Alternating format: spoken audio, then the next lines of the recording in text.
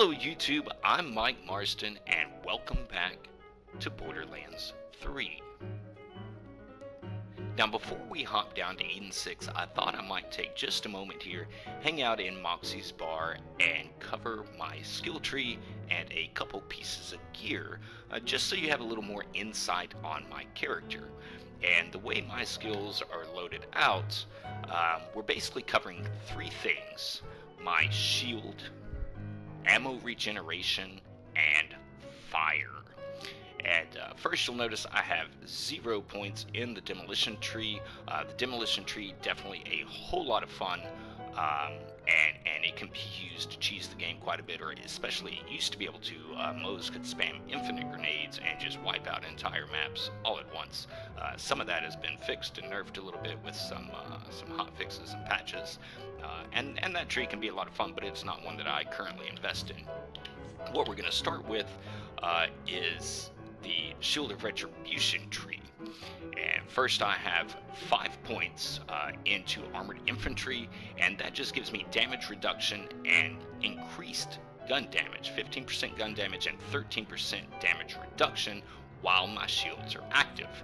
Now, my shields are always active. If my shield isn't active, I'm down. So my shield is always active. Therefore, constantly 15% extra gun damage, 13% damage reduction. Going down, my maximum shield and recharge rate are increased, and I gain shock resistance. So regardless, I'm 47% resistant to shock. However, if I'm wearing the transformer, I'm always 100% resistant to it, and shock damage heals me. And we'll talk about healing in just a moment as well, because it goes right along with the next card on here. Thin red line: a portion of Moze's health is reserved and cannot be restored, but her maximum shield is increased by the same amount. Now normally you can only put 3 points into this and gate her health down to a certain point, but with a class mod that I am running, which is the Bloodletter, I get 2 extra points into that skill itself. You'll see that on the far left there when it shows the 3 cards, and it allows me to gate my health all the way down to 1%, and that is only available with that class mod. Now something else about that class mod, it also says if Moze would be healed, she gains shields instead, and if she would regenerate health, she also gains shield regeneration. So keep that in mind as we go forward. Anytime I talk about healing or regenerating health, I'm regenerating shields, and if my shields are active, I definitely get some perks. We have 1 point in Drowning in Brass, and that's really just to help move down the skill tree a little bit as we go further. It basically reduces my fire rate just a little bit, but gives me some extra gun damage. And if I ever have allies playing with me, they get some gun damage as well. Whenever myself or my little Iron Cub score a critical hit, and I get a lot of those, we deal bonus incendiary damage. 15% of damage dealt, actually bonus-wise, is incendiary. So keep that in mind when we start talking about fire. Next, my shield recharge delay is reduced, and the rate at which it increases, or at the rate it recharges, is increased. So just even more bang for my buck in the shield there. Also, next, Desperate Measures. My gun damage is increased depending on how low my health is. Lower the health, the greater the increase. My health is gated all the way down to 1 point. So I am constantly running 83% extra gun damage, and that also stacks with Armored Infantry. So 83 and 15, we're looking at just about 100% extra gun damage all the time. Not to mention Phalanx Doctrine, which my class mod gives me an extra point into as well after killing an enemy. So this is good in mobs. After killing an enemy, I gain a stack. For every stack, my shield and gun damage are increased, and there's no stack limit, and each stack lasts for 30 seconds and they wear off. So the more I'm fighting a mob, the more I kill, the stronger and stronger and stronger I get. Right now my shield is at 146,084, but a lot of times if you look at the gameplay, when I'm in a mob and when I'm fighting big, that shield gets well up over 200,000. If I had 1 more point to spend, I would put it into Tenacious Defense, because when my shield's fully depleted, if I were to go down, and especially if I crank the difficulty up on this a little bit with Mayhem and some different things, I instantly get some of my shield back, and I get an extra 30% gun damage on top of all the other gun damage that I already have. So I am an absolute tank, and it makes my guns ferocious as well. Moving right along, we are going to start talking about some ammo regeneration and fire. Cloud of Lead. Occasionally, Moze and Iron Cup shots will deal additional incendiary damage and won't consume ammo. So basically, every 4th shot for me does not consume ammo. That works well with the regeneration that we're going to talk about soon for ammo. And an extra 11.25% bonus incendiary damage, so giving me some fire with any random shot that I have, no matter what elements on the gun. Moze is always spitting out some fire because she rolls ammo. You see how I use those ARs and I'm just constantly filling people full of lead? Well, there's a lot of fire imbued in that as well. Next, we're just going to go ahead and pump up that incendiary damage with Stoke the Embers, and I get an extra 30% incendiary damage all the time if I'm causing fire damage. Next, we'll talk a little bit about ammo regeneration. After I score a critical hit, and again, I score quite a few of those, I regenerate ammo and health for a few seconds. The lower her health, remember my health is gated down to 1%, the more powerful the health regeneration. 5% of the magazine and up to 2.5% missing health per second, and I'm missing a whole lot of health, and that's all going straight into my shields because of my class mod. Real quick, while moving, my weapon damage, handling, swap speed, and mode switch speed are increased. And that's just good to have, makes her more mobile. Moze is a little bit more of one of the slower characters, so being able to dance around with her guns and stuff is good, especially in a big fight, and if you're needing to switch between elements and weaponry and things like that, so that's good to have. Also, Scorching RPMs. I gain increased fire rate and critical damage. So I've got 5 out of 5 on that, so her fire rate is pretty intense. It's an extra 15%, but it builds up a lot quicker than you think, and that helps nullify the little bit of reduction in fire rate there for my Drowning in Brass. Next, we have Russian Offense, which just means I can sprint and shoot at the same time. Most characters can't do that. If you're in a dead sprint, you have to slow down to shoot your gun. Also, if I do that, it gives me a little bit of life steal. I really don't need this, and I could put this point elsewhere, but I usually pick this up just for the fun of it. Going down further, the Iron Bank increases Moze's magazine size. That was fun to say. So all of my guns have an extra 35% magazine size, even like revolvers. I'm carrying a revolver that I'll show you soon that we're getting ready to take down to Eden 6, and I think it's got like 12 or 13 rounds in it. I'd like to see that revolver in real life. But that works really well with the end cap on this tree here, which is Forge. Moze constantly regenerates ammo for her currently equipped weapon, and the ammo regeneration is 5% of the magazine per second. So the larger my magazine is, the quicker it regenerates, and so especially with those bigger ARs like the Phaser and the Shred of Fire and even the Helix, generally I'm regenerating quicker than she can run the bullets out, even though she's got a really high fire rate as well. And because keep in mind, I also have a point here, if I'm scoring a critical hit, she's regenerating ammo on top of that as well, 5% of the magazine. On top of 5% of the magazine.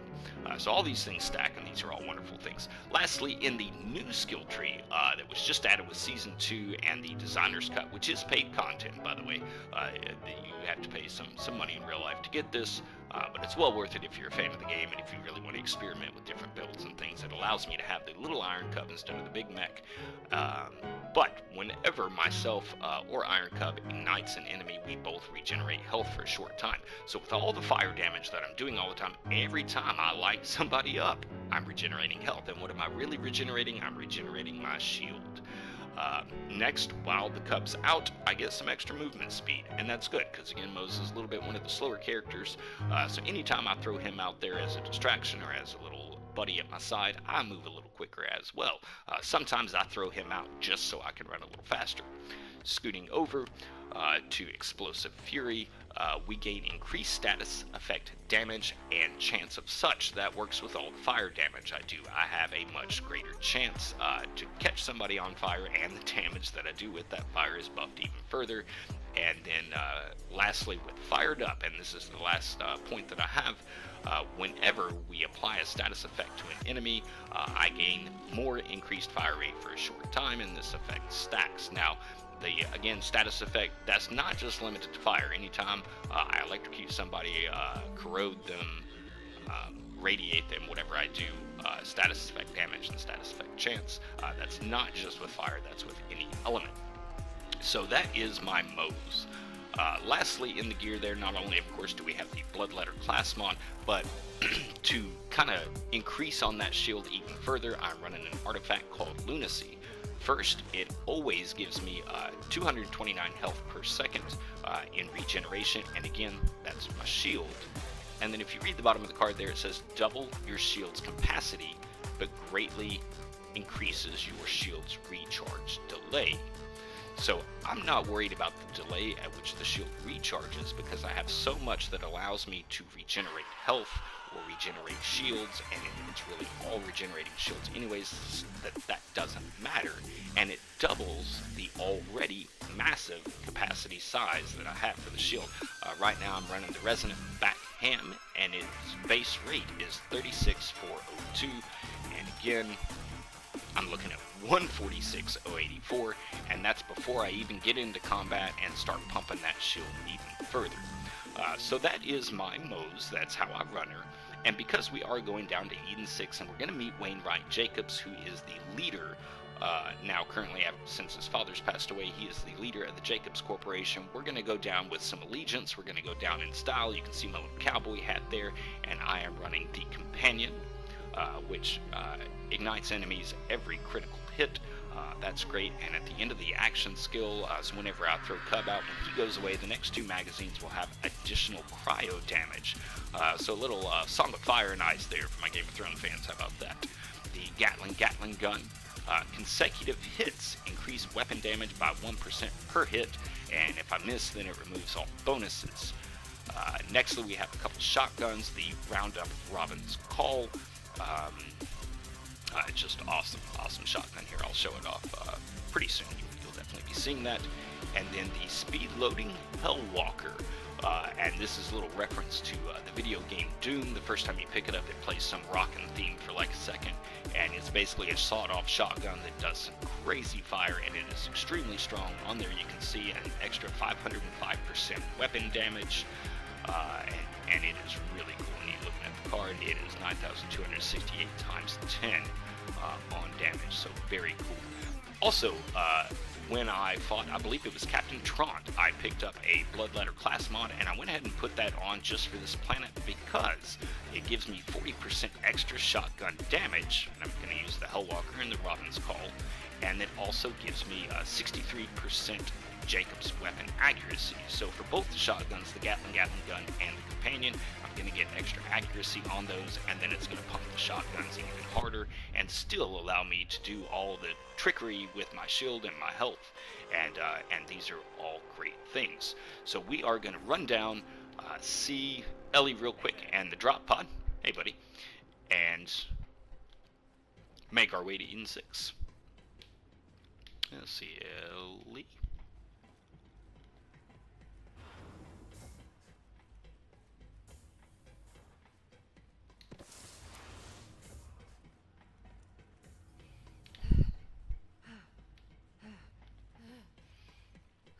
And even though Marcus does have his little firing range over there, I'm just going to show you the weapons real quick. This is the Companion. Oh, and you know, I said like 12 or 13 rounds. This actually has 18 rounds in it because of my increased magazine size. And I can light that thing up. If I use the right stick and keep it steady, oh yeah, we can go nuts. And I still haven't reloaded. You see how quick I was regenerating that ammo? Watch that countdown there. I'm letting it off, and it's, I don't know, somebody can actually count those shots and put it in the comment. Let me know how many I fired off there. This is the Roundup Robin's Call. Starts with 16. And this thing is just nuts. The Speed Loading Hellwalker.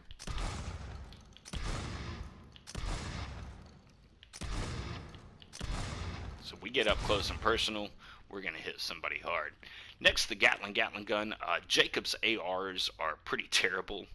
But this one is a legendary that works like a spin gun. And as you see, that gets a little nuts. So we're still going to be able to play some classic Moze and just light them up with lead. With that, I'm actually going to be using the companion quite a bit, though. We're going to be an old-fashioned gunslinger. And let's go ahead and hit the drop pod. I mean, hey. Hey, well, I already shot a lot. So, anyways, we're going to hit the drop pod and go down to Eden 6, and I will see you guys there.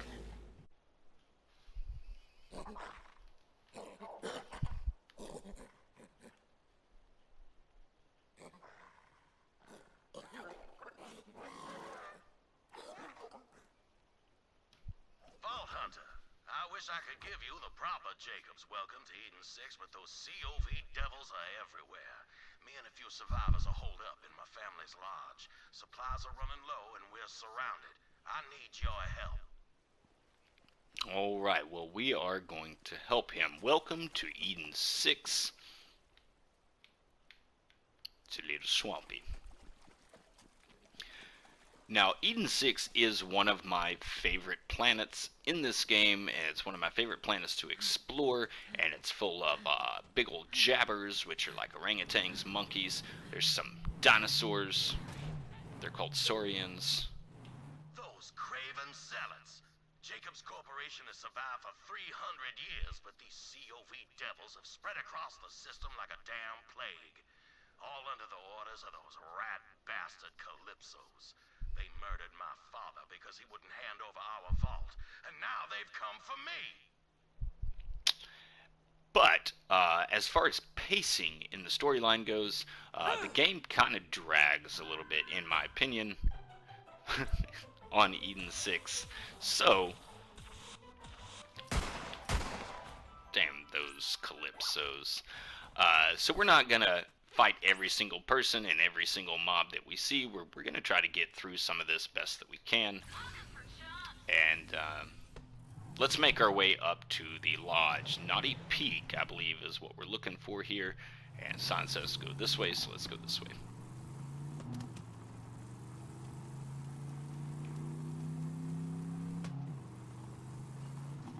That's the town of Reliance, or used to be. Home to our finest gunsmiths, central to our logging operations, too. At least my father's not allowed to see it's fallen to those bandit devils.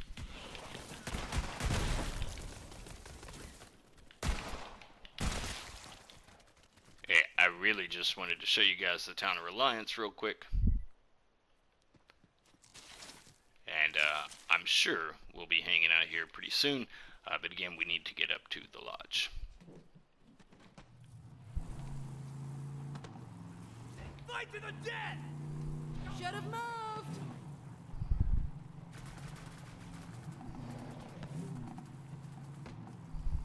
You'll find the lodge at the peak. We'll fight these devils off best we can, but I suggest you hurry.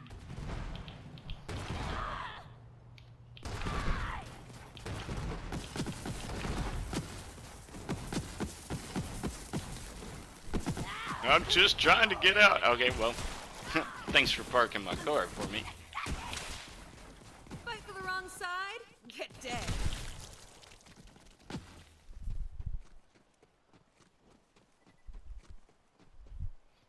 Alright, so we are at the foot of Naughty Peak.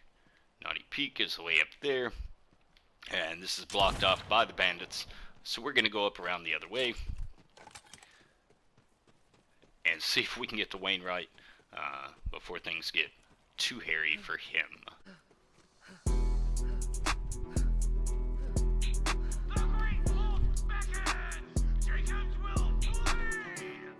As long as I can hold a Jakobs shotgun in my hand, I ain't handing over Eden 6 without a fight.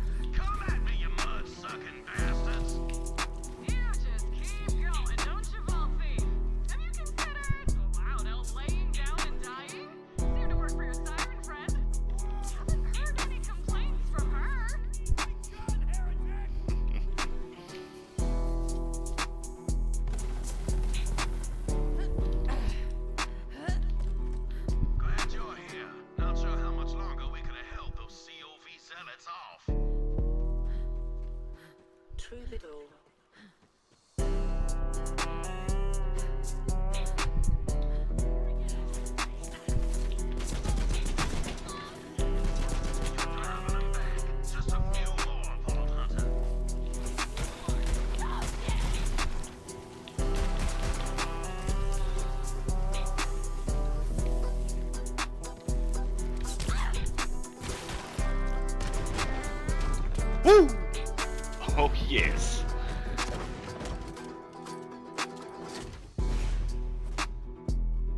What up, Wainwright?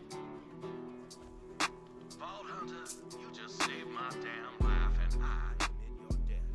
Let's talk. Yeah, let's talk, man. What's up? What's happening? My name is Wainwright Jakobs, but I'm afraid my name's all I have left. Those devils have taken everything else. Well, come on in. Yo, yo! What? Oh, wait. Pretty cool looking place built up into the knots of a tree here. Hence the name Naughty Peak. Let's go on in.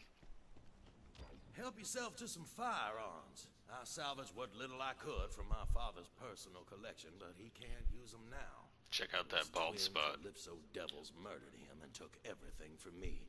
And if you hadn't come along, I reckon I'd be in the mud too. I escaped with my life, but they captured my partner, Alistair Hammerlock. Those devils are holding him as leverage until I cough up the vault key, which is also why you're here, I presume. Yup. That vault has been a family secret for generations. We didn't want our fair paradise to be torn asunder like what happened to Promethea and Pandora. Where there's a vault, there's always a war. But right now, I've more pressing concerns than my family legacy. Alistair Hammerlock, love of my life. If they kill him, I got nothing left. If my father was still breathing, he'd tell me to march right up to those devils and negotiate with the smoking end of a Jakobs firearm. So that's exactly what we gonna do. See, that cult is holding Alistair in a prison called the Anvil. I already sent a team of mercenaries to break him out, but I ain't heard from them since. Rescue Alistair, and I'll get you that damn vault key. You in? Yeah, sure. Been a while since I worked a prison break. All right. The team's muscle, codenamed Meat Slab, should be securing an escape route as we speak. He'll be near the prison's front gate. Find him and get Alistair out of there alive. I'll hold down the fort and protect what's left of my people. Good luck. Oh, I'm not worried about Meat Slab biting him. He's more of a mountain than a man and much angrier. But attention span ain't his strong suit, particularly when there's punches to be thrown. Now, there's quite a few, and these people are going to talk like crazy. There's quite a few little references in there to who Meat Slab is, and he's along with the team of mercenaries. It's going to be quite a few familiar faces for friends, fans.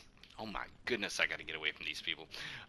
It's going to be quite a few familiar faces for fans of the Borderlands franchise. So in the next episode, we are going to head to the Anvil and see if we can get Alistair back. Ever since Wainwright was a little boy, his father and his family have kept that vault secret because they didn't want a bunch of people coming in and invading their planet. They didn't want to turn the whole thing into a circus. But Alistair means the absolute world to Wainwright. They are totally in love, and he'll do anything to get his friend and partner back. So he has agreed to give us or help us get the vault key. Come back soon unless you're dead. If we save Hammerlock. And Hammerlock's a great character in the franchise as well. He's been around since Borderlands 2. And Wainwright did tell me to help myself to some weapons, but I am pretty well kitted out with everything I need. And it's funny that most of these in here aren't even Jakobs guns. So, for myself, Mike Marston, and for all of you Borderlands fans, all my Shadowloo family, we will see you in the next episode where we head to the Anvil and meet up with Meat Slab and the mercenaries, see if we can get Hammerlock. Until then, adios.